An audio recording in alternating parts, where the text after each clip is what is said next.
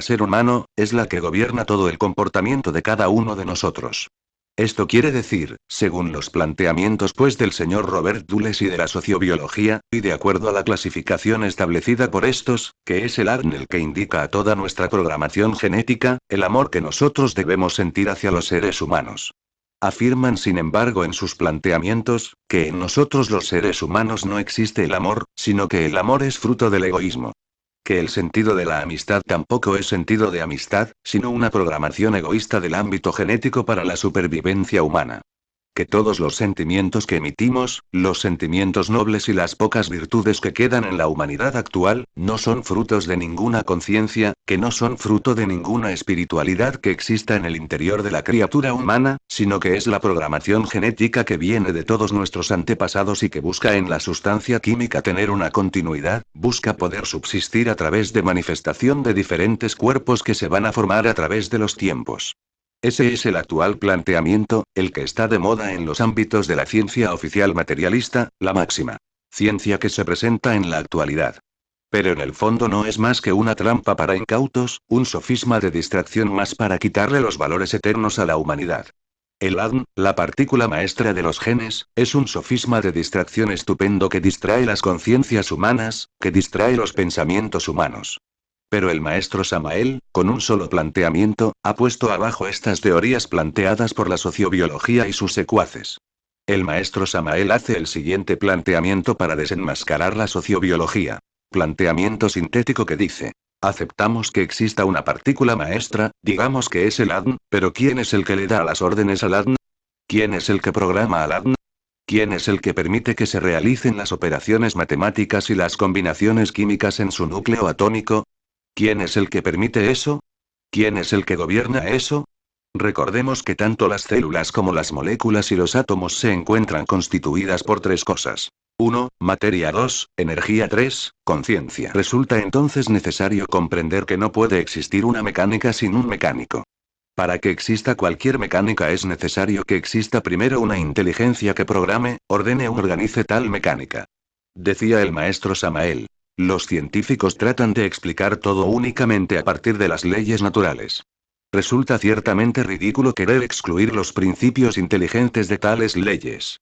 Cualquier explicación sobre los procesos mecánicos de la naturaleza que excluya los principios inteligentes detrás de estos, resultaría tan absurda, como suponer la aparición de un automóvil por generación espontánea, producto del azar, sin fábrica especial, sin ingenieros, sin mecánicos, etc. Y andan ahora diciendo los científicos, con su famoso bebé de probeta, que han creado la vida, han fabricado un ser humano. Pero lo único que hicieron fue combinar los diferentes elementos que la naturaleza puso en sus manos. Lo único que hicieron fue unir un zoospermo y un óvulo, y luego introducir este óvulo ya fecundado dentro del vientre de una mujer. Pero esto jamás quiere decir que los científicos materialistas de estos tiempos hayan creado la vida. Porque la vida siempre ha existido. ¿Fueron ellos acaso quienes formaron el zoospermo y el óvulo? No. Lo único que han hecho es utilizar partículas vivientes, formas de vida ya existentes, para hacer sus piruetas de circo. O sea que tenemos en esto, otro sofisma de distracción que a muchos llevará por el camino de la equivocación. Falsos razonamientos que inducen al error. Veamos un ejemplo. Yo no debo seguir en el trabajo sobre sí mismo, esto es demasiado fuerte, es muy pesado. No debo continuar en él. Ya estoy cansado, voy a darme un descansito a mí mismo. Mientras que el maestro Samael decía que en este camino de la transformación psicológica, en el ámbito de la psicología revolucionaria, triunfa es el que no se cansa. Ahora también, un último ejemplo de los falsos razonamientos que inducen al error, para no alargar demasiado, pues en realidad podríamos citar múltiples casos más. El ejemplo es el siguiente. En los últimos 6 meses próximos pasados, han muerto unas 2 personas en Inglaterra, y han muerto de hambre. Pero qué extraño. ¿Morirse de hambre en Inglaterra 20 personas? Es necesario aclarar que esas personas no murieron de hambre por necesidad, por falta de alimento, o porque no haya una estabilidad económica en Inglaterra, o porque no exista toda clase de previsiones sociales, sino que murieron por el simple hecho de colocarse a dieta con la finalidad de imitar y llegar a ser iguales a 2 modelos europeas muy conocidas en el ámbito internacional. Twiggy y Veruska. Las 20 querían ser delgaditas, delgaditas como un palillo, y ser la máxima figura, destacarse y sentirse identificadas con una Twiggy o con una Veruska. Entonces esas 20 personas, todas jovencitas menores de 19 años, cayeron en ese error, las propagandas, todo el sistema moderno de publicidad comercializada, las llevaron a ese tipo de actuaciones. Querían ser la máxima expresión de la figura de moda y terminaron en el camposanto.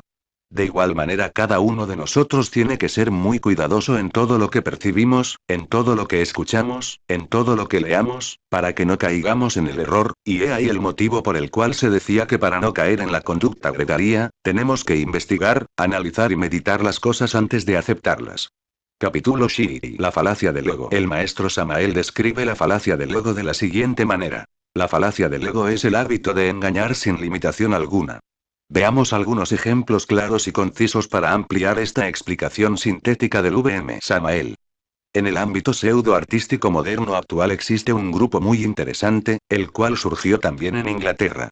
Este grupo se denomina las pistolas sexuales, Sex Pistols, y sus principales integrantes y dirigentes se hacen llamar Johnny Broken, Juancito el Quebrado, Sid Vicious, el Vicioso, y así otros nombres por el estilo. Han establecido estos jóvenes en la actualidad, lo que se llama la corriente punk, sinónimo de fealdad y de suciedad. Y esta corriente se ha convertido pues en una moda dentro del ámbito moderno internacional, especialmente en los países súper civilizados, pero también en otras partes, en el ámbito pues moderno, existe esta corriente punk, es decir, el hábito del ego, y el conjunto de los Sex Pistols se distinguen porque en sus canciones ellos incitan al público a través de palabras groseras a que caigan en los vicios, a que practiquen toda clase de actitudes negativas que puedan llevar a cabo. Groserías, insultos, destrucción del mundo, destrucción de las religiones, destrucción de Dios, destrucción de Inglaterra, etcétera, etcétera, etcétera. Ese es entonces el mensaje de tal agrupación, un ejemplo clarísimo de la falacia del ego. Sin embargo, de igual manera se manifiesta plenamente en cada ser humano, en cada uno de nosotros, esa falacia del ego, diariamente. Y apliquemos durante los días de este congreso y durante todos los días de nuestra vida, el trabajo esotérico gnóstico, y veremos entonces que el ego nos vive engañando continuamente. El ego tiene su falacia, tiene su astucia. Veamos otro ejemplo más claro para que comprendamos este punto de la falacia del ego y sus mecanismos precisos. En Brooklyn, Nueva York, existen dos agrupaciones. Una de ellas se llama Los Sucios. La ropa que se ponen es sucia, igual que sus botas de piel. El otro grupo se llama los ciclistas desconocidos. Para ellos no hay Dios. Para ellos, todos aquellos que se encuentran estudiando el misticismo, todos aquellos que siguen las corrientes esotéricas, están en una terrible equivocación, y ellos son gente totalmente liberada. A ellos, el ego les hace decir que ellos tienen la razón.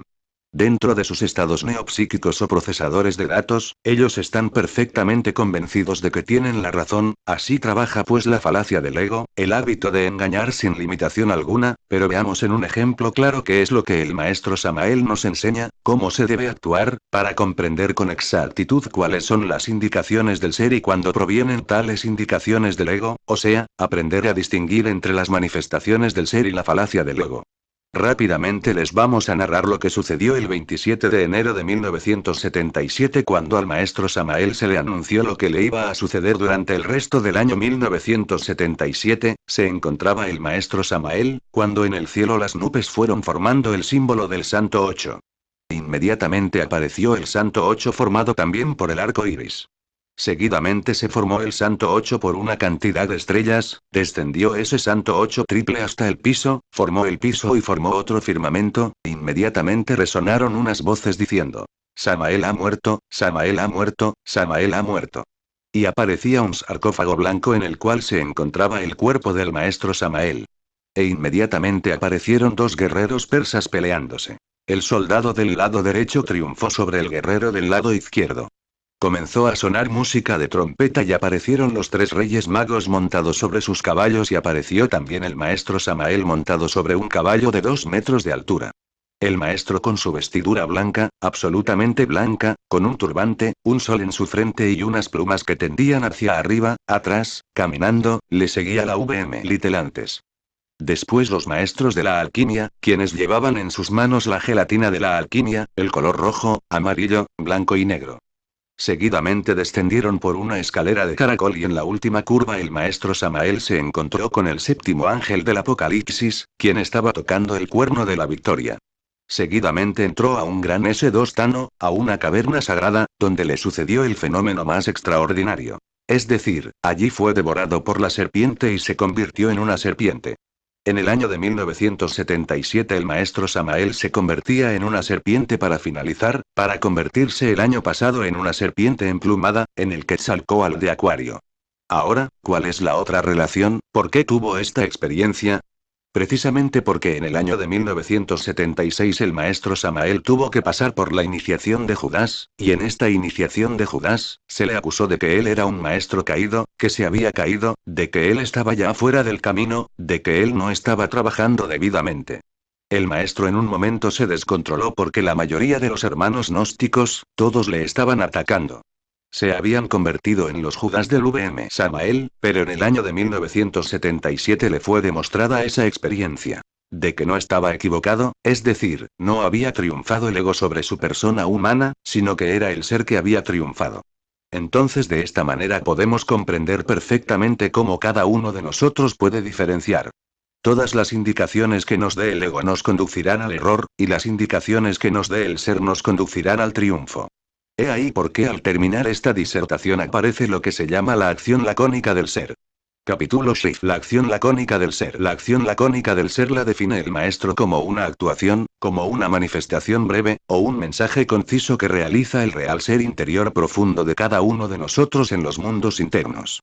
Pero no vayamos a caer en el error que cayó el hermano de los Estados Unidos, New York, al decir que él era Zachariel Aun Weor, el sexto de los 7.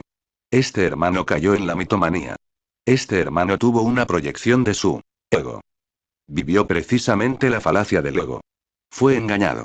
Tal hermano tuvo una magnífica revelación en los mundos internos, donde los maestros de la logía blanca lo habían coronado, lo habían vestido como Zachariel Aun Weor, donde le entregaban las instituciones gnósticas, donde se convertía en patriarca, donde le pedían que la VM Little antes entregara el cáliz y el anillo del patriarca, que entregara el báculo del patriarca a Zachariel Aun Weor, un joven de 27 años que no ha trabajado sobre sí mismo, que le pidió al maestro Garga Kuichines que estuviera presente en su ritual de manifestación, a lo cual el maestro GK tampoco dio apoyo. Entonces vemos aquí la falacia del ego y no la acción lacónica del ser.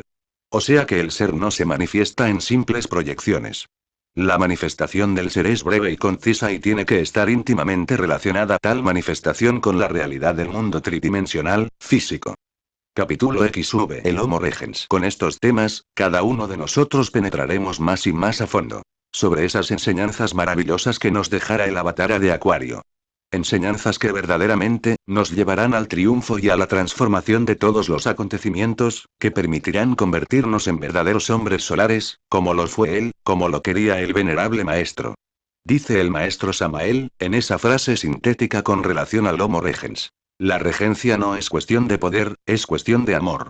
El maestro Samael clasifica el amor en 3 aspectos. Como hemos sabido todos nosotros, cada uno posee fracciones y chispazos de amor, pero, toda la fuerza extraordinaria del amor no se manifiesta plenamente, por eso el maestro Samael hace esta perfecta diferenciación y clasificación. 1. La primera clase de amor es el amor sensual y el amor físico. Está relacionado solamente con el apego y el agrado de las cosas exteriores. Si es en el ámbito del amor entre un hombre y una mujer, si se encuentra en la clasificación del amor sensual, habrá una atracción física, un agrado de los cuerpos, una atracción a raíz de las formas que se presentan tanto en el hombre como en la mujer. Se busca también satisfacción sexual, pero en el momento en que está satisfecha la pasión, entonces inmediatamente desaparece ese amor, se pierde definitivamente, y aquel sentimiento que se creía poderoso, decae y fallece finalmente. Con relación también a la parte física de ese amor, dentro de la primera clasificación, es el apego que todos nosotros tenemos a algunas cosas materiales. El apego que tenemos a nuestra profesión, el apego que tenemos en ocasiones a nuestros padres. Que decimos que los queremos intensamente, que amamos a nuestro padre, que amamos a nuestra esposa o esposo. Pero lo único que nos une a ellos, o que nos hace sentir ese sentimiento aparente, es un interés monetario. De que el esposo siga con la mujer para que la pueda sostener, o viceversa, que el hombre siga con la mujer para que ella sea su esclava. Pero sin embargo creen que se aman intensamente. Hay hijos que creen amar a sus padres, pero no aman a sus padres, y en el día de hoy hago pratimucha ante ustedes y con el permiso de todos ustedes queridos hermanos gnósticos, voy a citar un caso personal. antes de que conociera las enseñanzas que nos entregara